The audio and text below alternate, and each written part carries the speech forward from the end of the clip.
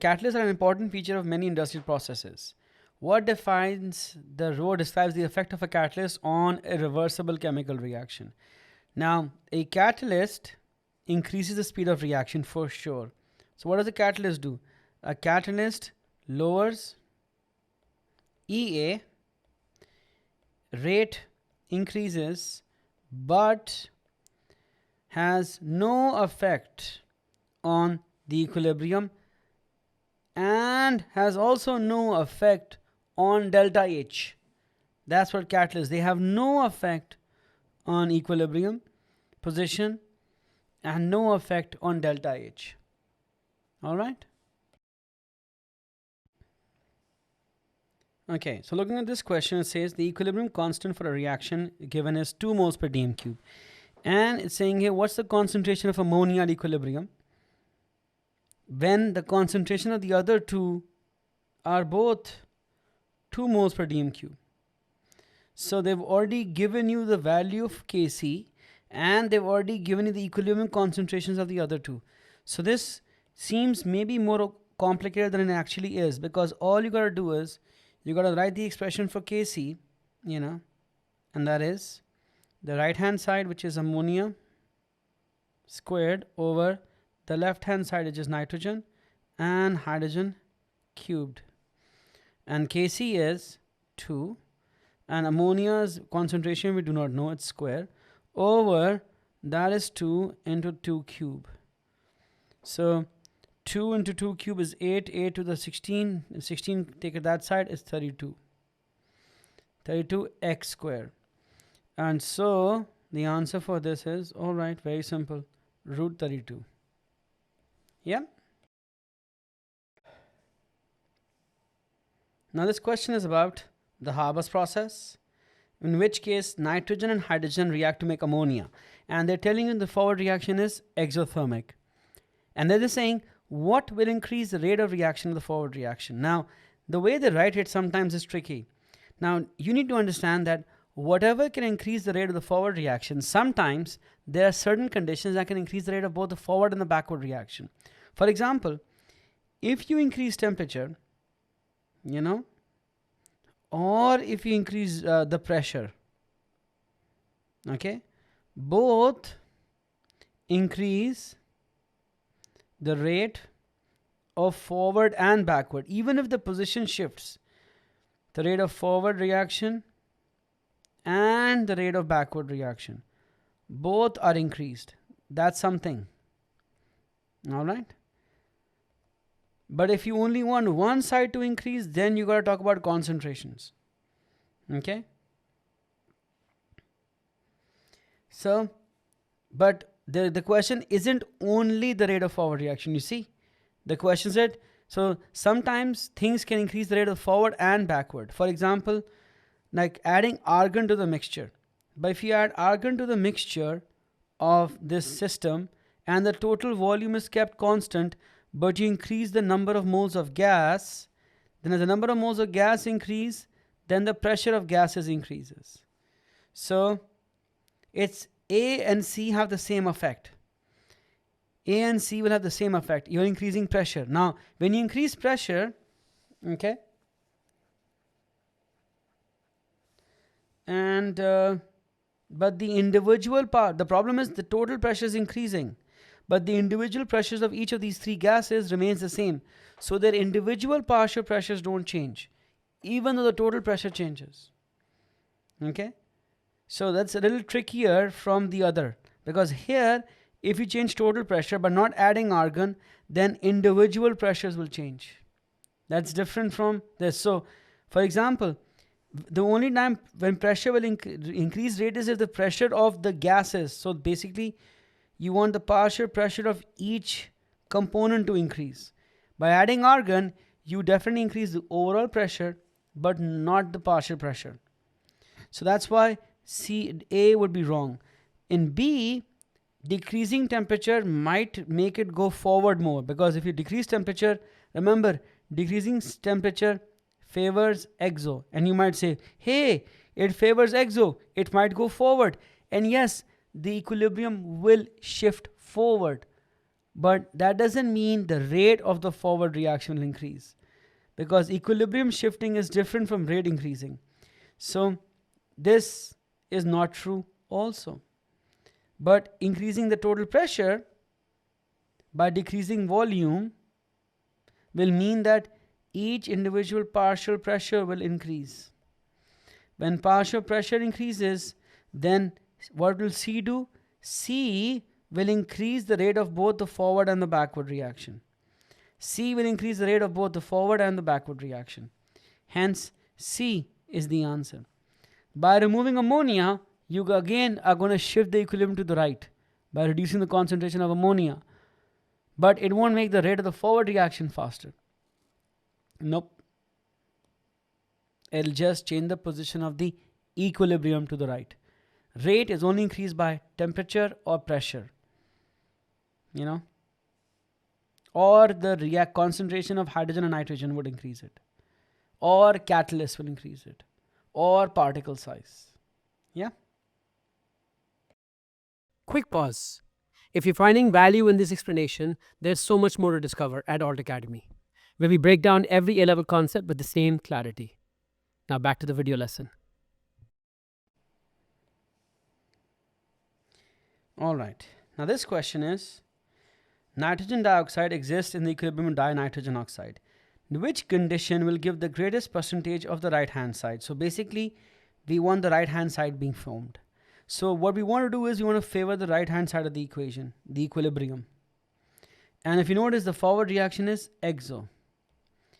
And so what, in terms of temperature at least, what favors the exothermic side? You need to remember that high temperatures favor exothermic and high temperatures favor endothermic. My bad. High temperatures favor endothermic. High temperatures favor cold and low temperatures favor hot. Hot is exo. So here you want to favor the right hand side because you want more of this. So you want to favor exo.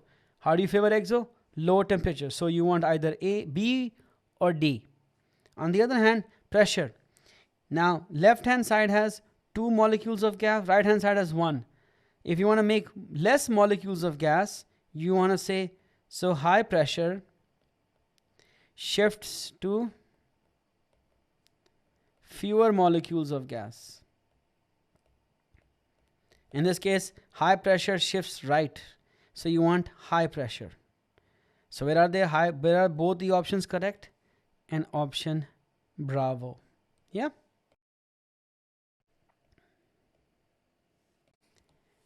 In this question, 1 mole of PCl5 is heated to 600 Kelvin in a sealed flask of 1 dm cube.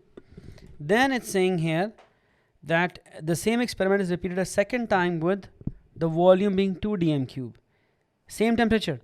So what do you have now? What you have now is you have a greater volume, which means pressure is lower. So what you've done in the second experiment is in the second experiment there is lower pressure. Remember that. So when there's lower pressure, what will happen? It will favor the right hand side, because lower pressure, want to increase pressure, will go forward more. So in the second experiment, you're going to get more of PCl3 and Cl2. So the equilibrium constant of PCl3 and Cl2 are higher in the second experiment, right? But then it's saying here, how is that different from the other two? The equilibrium constant of PCl5 is lower in the second experiment. Now this is a very tricky question, because on the face of it, what will happen is this will favor right. So by default, the moles of PCl3 and the moles of Cl2 will increase, right? And the moles of PCl5 will decrease. But they're not asking for the moles or percentage composition. They're saying concentrations. And now, but in the second experiment, you're also doubling volume. So when you double volume, what will happen to concentration? Will decrease. The problem is, if this increase is more, double or more, then will the concentration increase. So there are more moles of these gases, but since it's larger volume, their concentrations are lower. But because PCl5's moles are very decreasing and even the volume is doubling, so PCl5 has fewer moles now and the volume is less, so it's definitely going to have lower concentration. So B is definitely going to be correct. The reason why A isn't is because the moles are more, but the moles are not double now. Remember, it shifts, but not the same amount shifts. So it shifts to increase some of this by halving the volume. It doesn't double the moles, it increases them, but less than double. But the volume doubles, so the concentration is now less. So the concentration is in fact lower, but the moles are higher. But PCl5, the moles are lower and the volume is greater, so the concentration is lower. So for a fact here, B will be right and not A. And man, this is a nice tricky question. Made me think also.